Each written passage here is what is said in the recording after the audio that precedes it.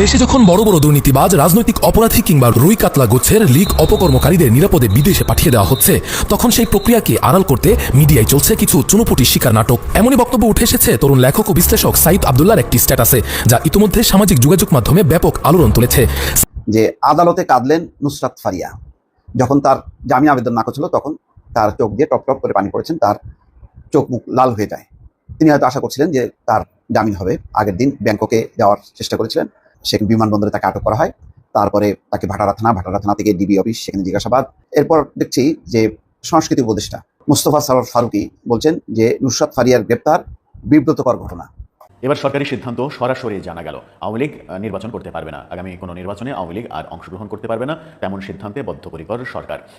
এটা নিয়ে নানা রকমের তালবাহানার ব্যাপার দেখেছি। এর আগে সরকার অন্যরকম কথা বললেও এখন নিবন্ধন বাতিল যেহেতু হয়েছে, সেহেতু সরকার তার স্পষ্ট অবস্থান জানিয়ে দিল।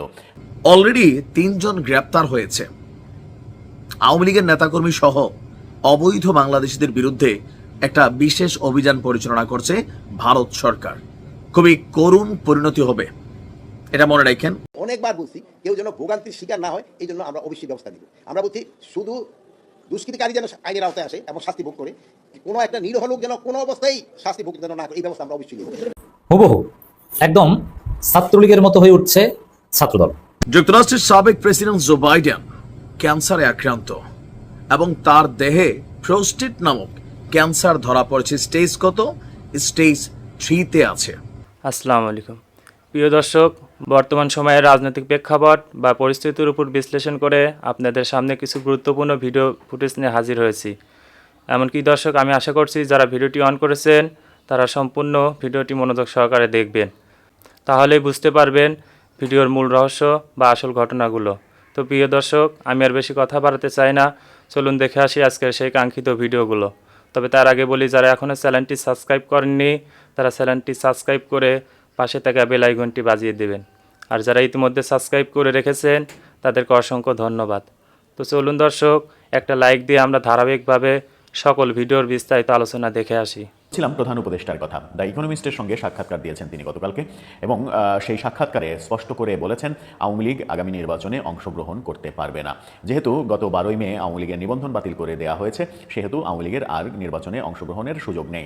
অথচ তিনি এর আগে একাধিক গণমাধ্যমে, বিদেশি গণমাধ্যমে সাক্ষাৎকারে বলেছিলেন যে আওয়ামী লীগের নির্বাচনের ব্যাপারে সরকারের কোনো না নেই, সরকার এই ব্যাপারে কোনো নেগেটিভ ডিসিশনের কথা ভাবছে না। আবার কোনো গণমাধ্যমে বলেছিলেন আওয়ামী লীগ নির্বাচন করবে কি করবে না সেটা আওয়ামী লীগকেই সিদ্ধান্ত নিতে হবে। আবার কোনো গণমাধ্যমে বলেছিলেন যে আওয়ামী লীগকে নিষিদ্ধ করবে না সরকার। কোনো গণমাধ্যমে বলেছিলেন বিএনপি যেহেতু চায় না আওয়ামী লীগ নিষিদ্ধ হোক, সেহেতু আওয়ামী লীগকে নিষিদ্ধ করতে যাবে না সরকার। অনেক ধরনের কথা আমরা তার মুখে শুনেছি বিভিন্ন বিদেশি দেশি গণমাধ্যমে। এবার ইকোনমিস্টকে তিনি স্পষ্ট করে প্রথমবারের মতো বললেন আওয়ামী লীগ আগামী নির্বাচনে অংশগ্রহণ করতে পারবে না। অর্থাৎ আওয়ামী লীগের তো রাজনীতি করারই উপায় নেই, কিন্তু সরকারের সিদ্ধান্তটা নির্বাচন কমিশন নিবন্ধন স্থগিত করেছে, সেটা আলাদা ব্যাপার। এখন বোঝা যাচ্ছে সরকারের সিদ্ধান্তেই নির্বাচন কমিশন নিবন্ধন স্থগিত করেছে, যদিও প্রধান নির্বাচন কমিশনের কথাই সেটা আগেই বোঝা গিয়েছিল। এবার ডক্টর ইউনূস নিজেই পরিষ্কার করলেন আওয়ামী লীগকে তারা নির্বাচন করতে দেবেন না। এর আগে আওয়ামী লীগের কর্মকাণ্ড নিষিদ্ধ করা হয়েছে। নির্বাচন বিষয়ে তিনি একটু মজার কথাই বলেছেন নির্বাচন ডিসেম্বরেই হতে পারে, কিন্তু জুলাই পার হবে না, 26 জুলাই পার হবে না। একই কথা একটু ঘুরিয়ে সাহিত্য যোগ করে একটু অন্যভাবে বাক্যটাকে উপস্থাপন করা। সাম্প্রতিক সময় নির্বাচনের দাবি যখন উঠেছে এবং বিএনপির তারুণ্যের সমাবেশ থেকে গতকালকে যখন হুঁশিয়ারি দেওয়া হয়েছে যে যদি নির্বাচনের ঘোষণা দেওয়া না হয়, ডিসেম্বরে তারিখ ঘোষণা না করা হয়, তাহলে যমুনায় লক্ষ মানুষের যমুনার মার্চ ফর যমুনা অনুষ্ঠিত হবে, অর্থাৎ যমুনার দিকে চলে যাবে লক্ষ মানুষ, তখন সরকারের আর কোনো গত্যান্তর থাকবে না। বিএনপির অন্য এক নেতাকে আমরা বলতে শুনেছি যে জুলাই আগস্টের মধ্যেই নির্বাচন, মানে অক্টোবরের মধ্যেই নির্বাচন দেওয়া সম্ভব, সেটাকে ডিসেম্বর পর্যন্ত নিয়ে যাওয়ার কোনো কারণ দেখতে পায় না। অর্থাৎ বিএনপি মনে করে যে আরও আগে নির্বাচন করা সম্ভব। সেখানে ডক্টর ইউনূস আবারও ইকোনমিস্টে বললেন যে ডিসেম্বরে নির্বাচন হতে পারে, তবে জুনের পরে নয়। একই কথার একটু অন্যরকম উপস্থাপন আমরা দেখলাম। এই উপস্থাপনে নতুন কিছু যদি আপনি খুঁজে পান তাহলে সেটা আপনার ক্রেডিট, তবে আমরা এখান থেকে নতুন কিছু খুঁজে পাই না। একই কথা মূলত একটু ঘুরিয়ে অন্যভাবে বলার চেষ্টা করেছেন, নিজের ঢঙে বলার চেষ্টা করেছেন। তবে কথাতে আমার মনে হয়েছে যে সরকারের যে নির্বাচন ডিলে করার যে সুরটা মনে হচ্ছিল, সরকারের বিরুদ্ধে নানাজন অভিযোগ করার চেষ্টা করছিলেন যে সরকার নানা ধরনের পিআর করছে সরকারের পক্ষে, যে সরকার যেন আরও 5 বছর ক্ষমতায় থাকে। সেই ব্যাপারে একটু ভাটা পড়েছে কিনা সেটা ভাবলেও ভাবা যেতে পারে। তবে তিনি নির্বাচনের ব্যাপারে যখন কথা বললেন তখন বিএনপির অবস্থান খুবই কঠোর অবস্থান, সেই কঠোর অবস্থানের প্রেক্ষাপটে নির্বাচন 26 জুন পর্যন্ত নিয়ে যেতে পারবেন কিনা সেটা যথেষ্ট সন্দেহ রয়েছে। যদি বিএনপি তাদের কথা এবং কাজে ঠিকঠাক মতো সামনে এগোতে পারে, সেটা পারবে কি পারবে না সেটা তাদের রাজনীতির ব্যাপার। তবে প্রধান উপদেষ্টার কথাই দুটো ব্যাপার স্পষ্ট হলো যে নির্বাচন তিনি ডিলে করতে চান না, সেটাও পরিবর্তন হবে কিনা, যেহেতু এর আগে আওয়ামী লীগ বিষয়ে যত কথা বলেছেন সেই কথাগুলো কোনোটাই আর টেকেনি, সবগুলোই পরিবর্তন হয়ে গেছে। নির্বাচন নিয়েও যে কথাগুলো বলে আসছেন সেগুলো যে টিকবে, সেগুলো যে ঠিক থাকবে সেটার গ্যারান্টি আসলে দেওয়া যায় না। সামনেই বলা যাবে যে কোন দিকে যাচ্ছে প্রেক্ষাপট। তবে রাজনৈতিক দলগুলো যদি প্রেশার ক্রিয়েট করে তাহলে হয়তো নির্বাচন সরকার দ্রুতই দিতে বাধ্য হবে। অভিনেত্রী এবং মডেল নুসরাত ফারিয়াকে কারাগারে যেতে হলো। আদালত তার জামিন আবেদন নামঞ্জুর করে কারাগারে পাঠানোর আদেশ দিয়েছে। তার বিরুদ্ধে হত্যা চেষ্টার মামলা, ভাটারা থানায় একটি হত্যা মামলার চেষ্টা মামলার অভিযোগে তাকে পাঠানো হলো। কয়েকটা শিরোনাম দেখলাম আজকে সকালেই, যে আদালতে কাঁদলেন নুসরাত ফারিয়া। যখন তার জামিন আবেদন নাকচ হলো তখন তার চোখ দিয়ে টপ টপ করে পানি পড়েছেন, তার চোখ মুখ লাল হয়ে যায়। তিনি হয়তো আশা করছিলেন যে তার জামিন হবে। আগের দিন ব্যাংককে যাওয়ার চেষ্টা করেছিলেন, সেখানে বিমানবন্দরে তাকে আটক করা হয়। তারপরে তাকে ভাটারা থানা থেকে ডিবি অফিস, সেখানে জিজ্ঞাসাবাদ। এরপর দেখছি যে সংস্কৃতি উপদেষ্টা মোস্তফা সরোয়ার ফারুকী বলছেন যে নুসরাত ফারিয়ার গ্রেপ্তার বিব্রতকর ঘটনা। আর এইমাত্র দেখলাম যে টেলিভিশন স্ক্রল যে স্বরাষ্ট্র উপদেষ্টা জাহাঙ্গীর আলম চৌধুরী তিনি বলছেন যে নুসরাত ফারিয়ার এই যে ব্যাপারে সংস্কৃতি উপদেষ্টার যেই বক্তব্য বা মতামত, এটা তার ব্যক্তিগত, তাকে হত্যা চেষ্টায় তাকে গ্রেপ্তার করা হয়েছে। সব মিলায় মানে একটা খুব ভালো নজির স্থাপিত হলো না। হত্যা চেষ্টা মামলা শত শত মানুষের বিরুদ্ধে, এইগুলির ব্যাপারে সরকারের পক্ষ থেকে যখন বলা হয় যে এগুলির আসলে বেজলেস, এগুলি মামলা বাণিজ্য করা হচ্ছে, বিভিন্ন মানুষকে বিব্রত করা হচ্ছে, তখন এবং এই কথাও বলা হচ্ছে যে এইসবের ক্ষেত্রে গ্রেপ্তারের ক্ষেত্রে উচ্চ পর্যায়ের অনুমতি নেওয়ার, তার মানে এই এত মানুষকে জড়ানো এটা সরকারও বিশ্বাস করছে না। এই অবস্থায় নুসরাত ফারিয়া ওই মামলায়, যে মামলায় তাকে গ্রেপ্তার করা হয়, ওই মামলায় অপবিশ্বাস সহ, তারপরে জায়েদ খান, তারপরে আরও কি ভাবনা এই সমস্ত অনেকের নাম জানি না, প্রায় 17-18 জন শিল্পীর নাম দেওয়া হয়েছে। এগুলো বোঝা যায় যে এগুলি দেওয়া হয়েছে মূলত তারা সরকার ঘনিষ্ঠ ছিল, বিগত সরকার ঘনিষ্ঠ ছিল। এখন সরকার ঘনিষ্ঠ থাকা একটা হলো ফিজিক্যালি অপরাধ করা, আর একটা হচ্ছে নৈতিক অপরাধ। নৈতিক অপরাধের ব্যাপারটা আপনি হলো তাদের মনস্তাত্ত্বিক একটা সংশোধন। আপনি তার সাথে সাংস্কৃতিক স্ট্রাগল করবেন। আপনি মানে ধরেন ভিন্ন মতের, আমি যদি শেখ হাসিনা সমর্থক হই কিন্তু কোনো অপরাধ করিনি, তার মানে হচ্ছে আমার একটা দর্শনগত একটা ভুল আছে, ভ্রান্তি আছে। তার বিরুদ্ধে আপনি কি করবেন? সেটাকে কি একেবারে মানে অপরাধ হিসেবে আপনি আমার কারাগারে ঢুকাই দেবেন, নাকি আমার সাথে যুক্তিতর্ক দিয়ে আপনি বোঝানোর চেষ্টা করবেন যে দেখো এই শেখ হাসিনা ভুল, এই হলো ফ্যাসিবাদ, এটা যদি এই শাসন প্রলম্বিত হতো তাহলে খারাপ হতো দেশের জন্য। আমাদেরকে গণতান্ত্রিক সংস্কৃতির মধ্যে যাইতে হবে, মানুষের অধিকারের জন্য আমাদের নতুন বন্দোবস্ত দরকার। এইভাবে যদি আপনি না বুঝায়, এগুলিকে যদি সরাসরি আপনি হিট করে বসেন, তাহলে তো আর সে সংশোধন হলো না। এবং এইগুলি বিশ্বব্যাপী প্রতিক্রিয়াটা কি হবে? বাংলাদেশে তো আপনি একটা সুস্থিরতা দরকার। এই যে একটা অস্থির পরিবেশ গত 8-9 মাস ধরে, জ্বালাও পোড়াও ভাঙো, এরে মারো ওরে ধরো, না এগুলি না। আপনি অ্যাকশন তো হচ্ছেই, আইনগতভাবে যারা অন্যায় করেছে, অপরাধ করেছে, গণহত্যার সাথে জড়িত, যারা দেশে টাকা লুটপাট পাচার করেছে, আপনি ওইদিকে কনসেন্ট্রেট করেন। দেখেন এরা 8 মাস পরে বিদেশে যাচ্ছে, কিন্তু যাদেরকে প্রতিনিয়ত দেখা যাচ্ছে যে বিদেশ যাওয়ায় নিষেধাজ্ঞা, তাদের বিরুদ্ধে এত 100 কোটি টাকা, এত 1000 কোটি টাকা পাচারের অভিযোগ, তারা কিন্তু আসলে নিষেধাজ্ঞা দেওয়া হচ্ছে আমরা দেখছি, কিন্তু তারা তো নাই, তারা আগেই পকার পার। আর এরা তো মানে পকার পার হয়নি, ওদের সাথে সাথে কি এরাও দৌড়াইছে? তা তো দৌড়ায়নি। তার মানে তারা এখন আমাদের এখানে যেই 15 বছরের যে কালচারটা ডেভেলপ করা হয়েছিল, তাতে প্রত্যেকটা মানুষকে জড়ানো হয়েছে, না হলে সে টিকতে পারে না। অনেকে মতের বিরুদ্ধে সে ব্যবসা বাণিজ্যে, কেউ কালচারালি, কেউ নানানভাবে জড়াই গেছে।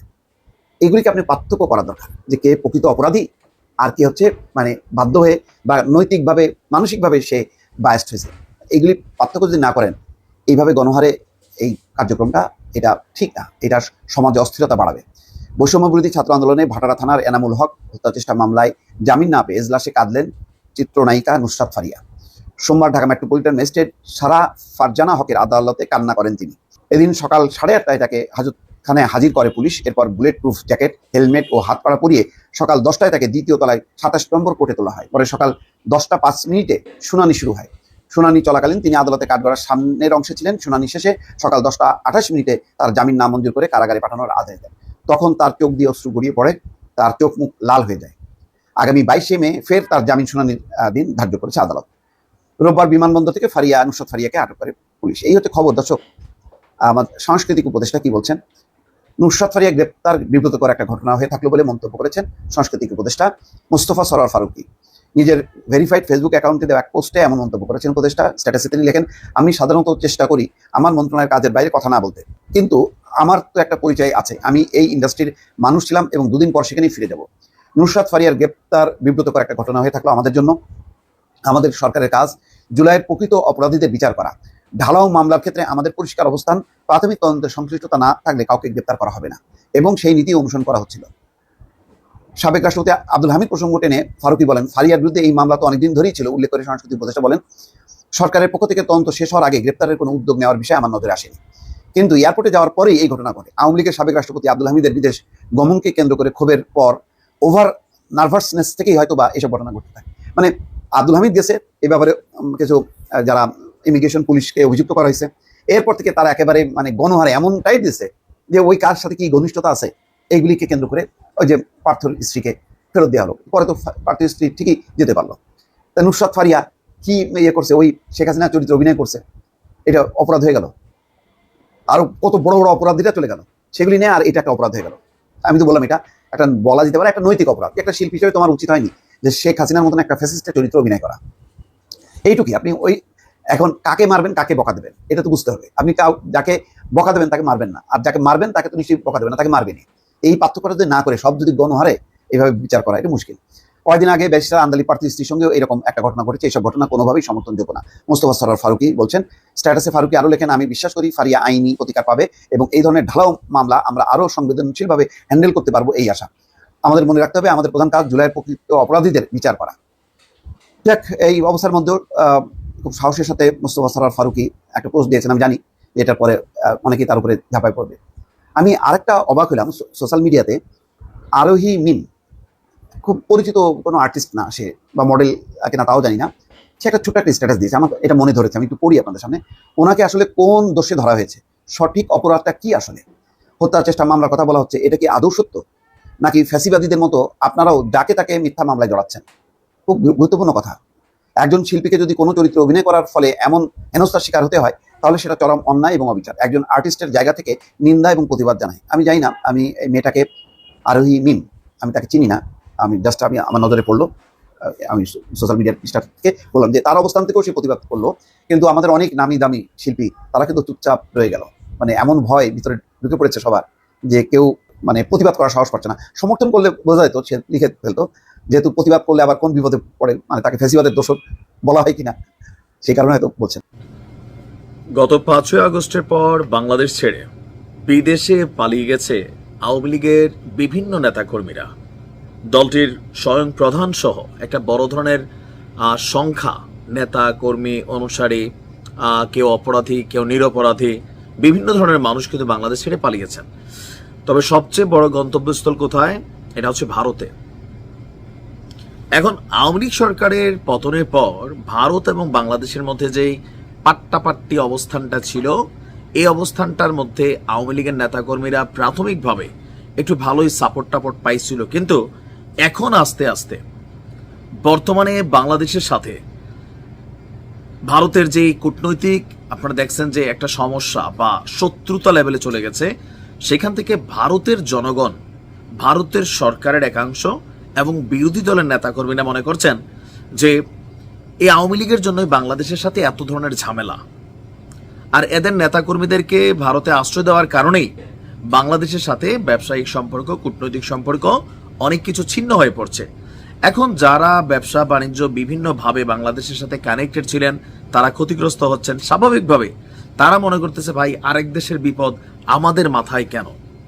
ঠিক আছে, শেখ হাসিনার জায়গা দেওয়া যাইতে পারে, 2-4-10 জনটা পারে, কিন্তু গণহারে আওয়ামী লীগ যেভাবে ভারতে প্রবেশ করছে, আমরা আর দিব না।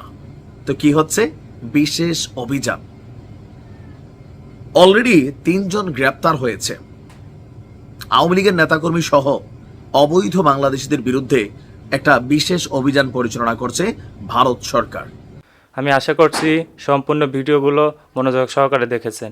সেই সাথে ভিডিওর কোনো তথ্য বা মতামত থাকলে কমেন্ট বক্সে জানিয়ে যাবেন। আজকের মতন এখানে শেষ করছি। ফিরে আসছি আগামী দিনে অন্য কোনো টপিকস নিয়ে। সে পর্যন্ত ভালো থাকবেন। আল্লাহ হাফেজ।